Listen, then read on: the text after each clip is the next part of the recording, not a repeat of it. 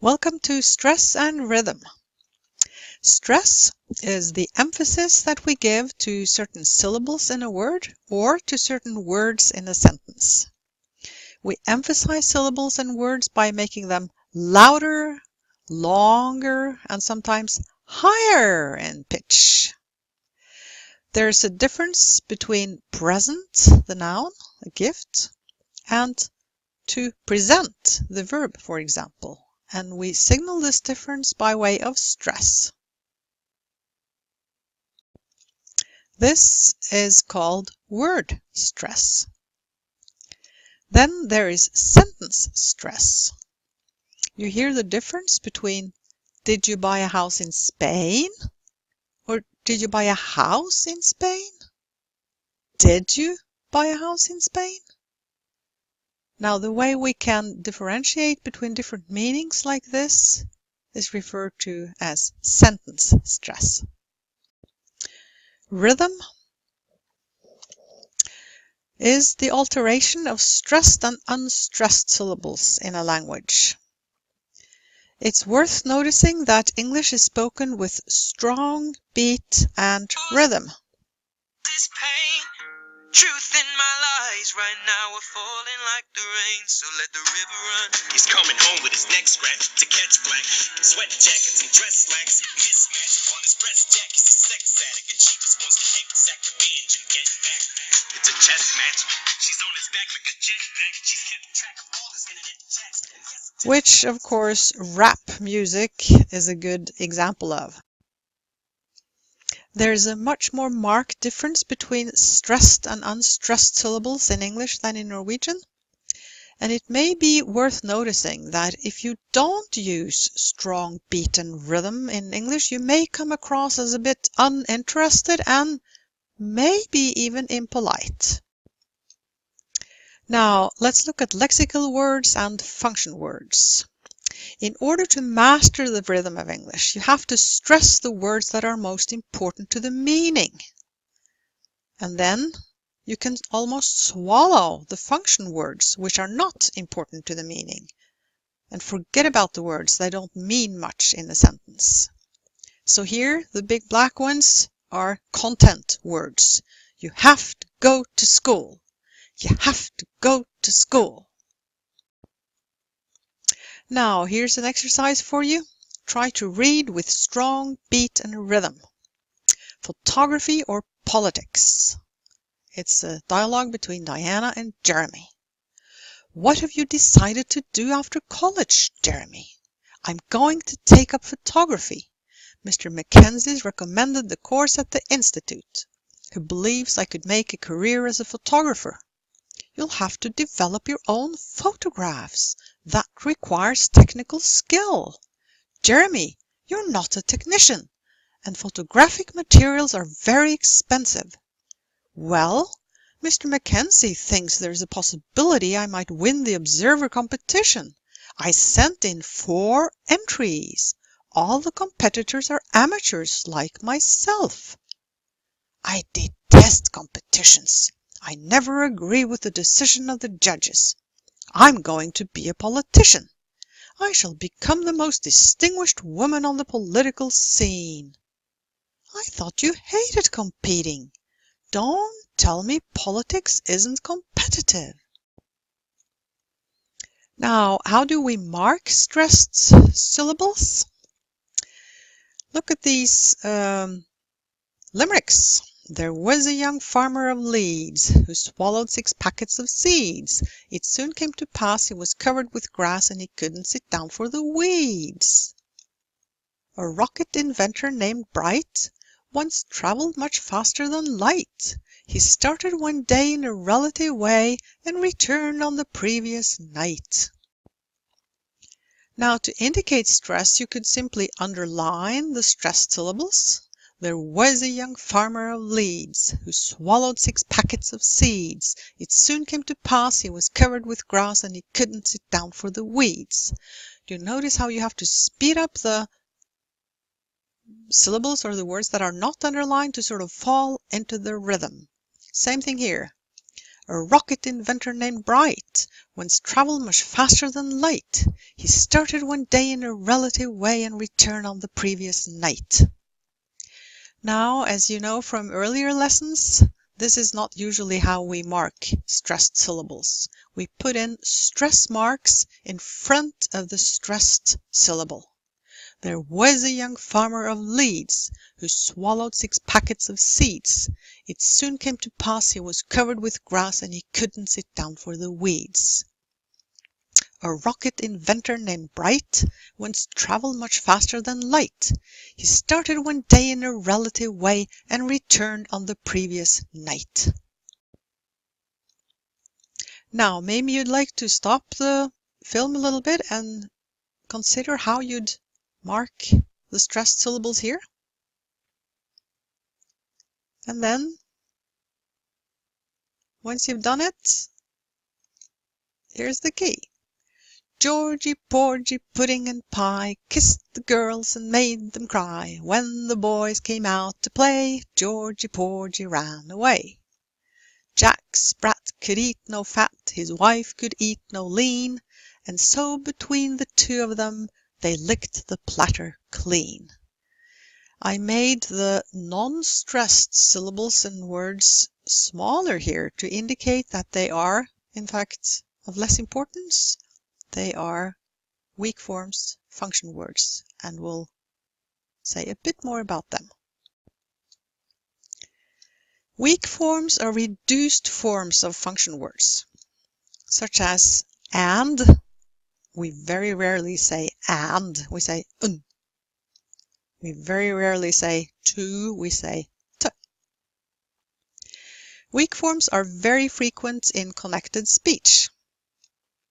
I mentioned these before: rhythm and blues, rock and roll, gin and tonic, and the famous to be or not to be, that's the question.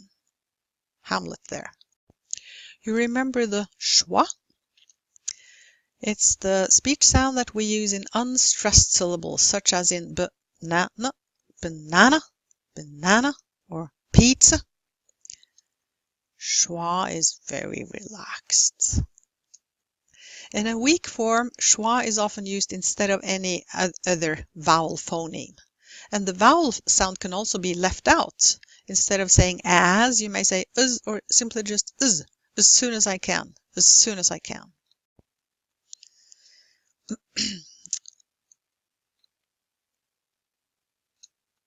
Function words appear as weak forms, unless one wants to emphasize them. Then they can be in their strong forms. Of course, you can say Bill and Mary. I'm going to the store. However, this happens relatively rarely. We'll come back to the strong forms. Now, weak forms. Weak forms should be made weak then, reduced, and they should almost disappear. Weak forms are very important in English as they are closely connected with stress and rhythm, the typical rhythm of the English language. Finally, weak forms tend to be used too rarely by foreigners, so that's why we try to stress it a little bit in this course. Some examples of weak forms then. Here are some of the most common words that most often appear in their weak forms. And, right and wrong, better and better. As soon as I can. Now I'm as fit as a fiddle again. Instead of but, we say but why? But why not? Instead of than, we say than, worse than ever, sooner than expected. Instead of that, we usually say that. Is this the best that you can do? Is this the best that you can do? Other examples? The, of course, the proof of the pudding is in the eating. Instead of some, we tend to say some.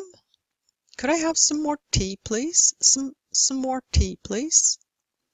You may know that there are some cookies in the English-speaking world called s'mores, and they're so good because people always want some more, so they're simply called s'mores. Instead of from, we say from. Wine is made from grapes. He drank from a cup. Instead of can, we very often say can. How can I help you? You can stay out of my way. Instead of does, we say does. When does the plane leave? What does it do for a living? As I said, sometimes these function words do appear in their strong forms. Often we simply almost swallow I've done it, because done is the most important verb here. I've done it. Then other connections you need to stress have, and then you have, then you have it in the strong form. It all depends on the meaning you want to convey. And I said you very often almost swallow the little word some. Would you like some tea? But then you answer, yes, please. I'd love some. And then you need to use the strong form because some stands alone. Now you've seen this briefly before, but perhaps it's a good exercise to try to say this limerick with and without strong beat and rhythm. You've heard this in many Norwegian classrooms, I'm sure. There was a young lady of Niger who smiled as she rode on a tiger. They returned from the ride with the lady inside and the smile on the face of the tiger. Here I stress all syllables. I provide each syllable with equal stress. And that doesn't sound quite right, or people may be a bit puzzled. What are you actually trying to say? Because many people who listen to English are used to only listening for the content words. What's the main content here? What are you trying to say? And that's why you swallow the function words. They're just there to sort of glue the sentence together. You go for the content words and you provide them with strong stress, and you fall into a nice regular rhythm. There was a young lady of Niger who smiled as she rode on a tiger. They returned from the ride with the lady inside and the smile on the face of the tiger. You don't really have to worry much about the function words and the weak forms. As long as you really stress the content words, then the others will sort of take care of themselves. They returned from the ride with the lady inside and the smile on the face of the tiger. Well done. Now, this leads me on to the next point, which is regularity of stress. You see the clapping hands here? You're supposed to fall into a regular rhythm. What have you decided to do? I'd like you to join us for dinner.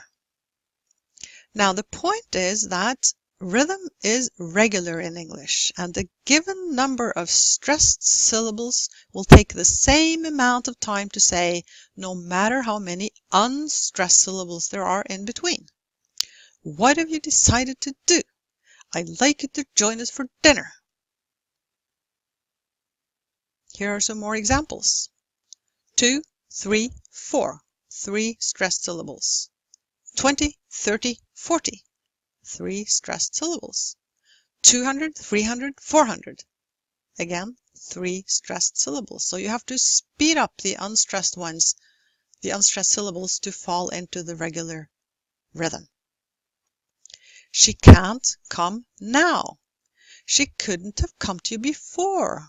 She couldn't possibly have arrived here before yesterday. And even some more examples. A nice ripe pear, a lovely juicy melon, a delicious and mouth-watering pineapple. I bought some stamps. I've just bought some more stamps. I should have bought you some more stamps. And the final one. His new book's quite good. His latest novel's a distinct success. An outstanding contribution to contemporary literature.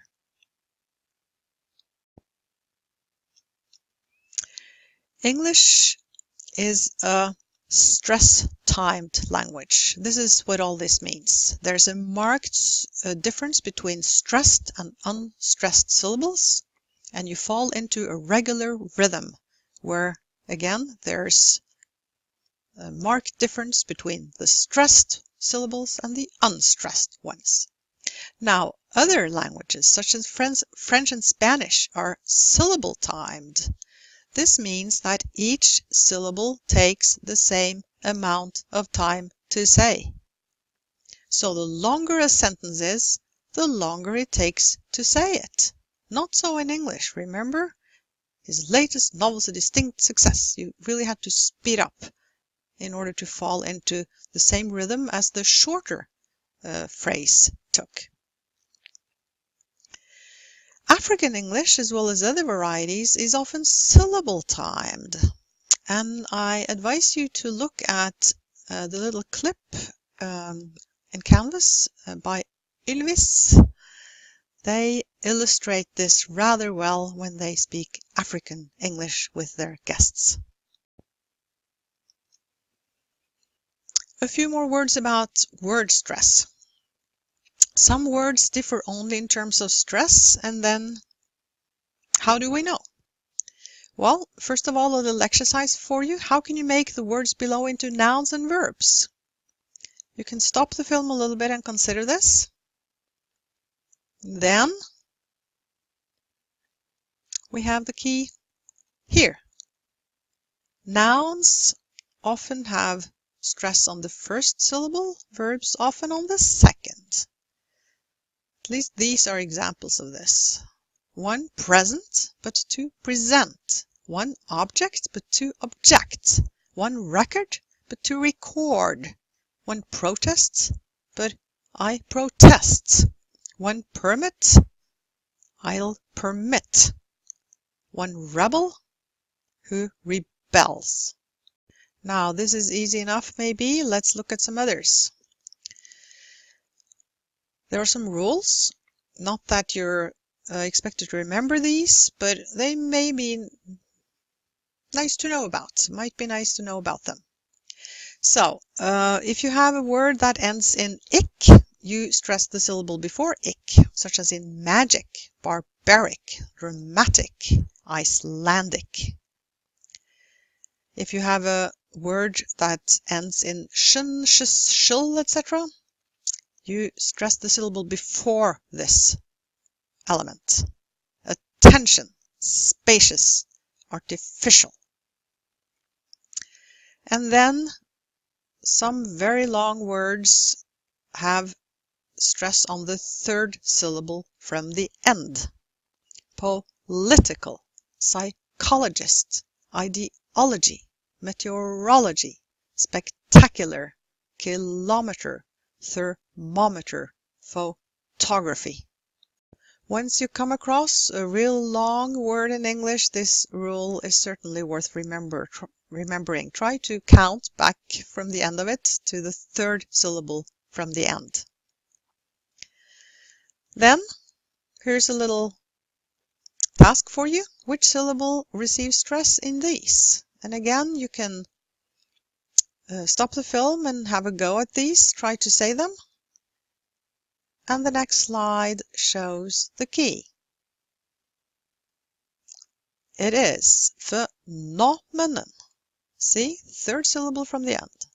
Impressionable, economy, anonymity, economical, realistic. Here it's the syllable before ick. Unscrupulous, juxtaposition, orthodontics, barometer, customary, itinerary. Increase doesn't have a stress mark because if you have a noun, it's increase. If it's a verb, it's increase, with the stress on the second syllable. Constitution, the syllable before shin. Democracy, psychological, inconsequential, ornithology, xenophobia, municipality. Nice words, right? However, Please don't let all this stress you. Remember that stressed is dessert spelled backwards. Bye-bye.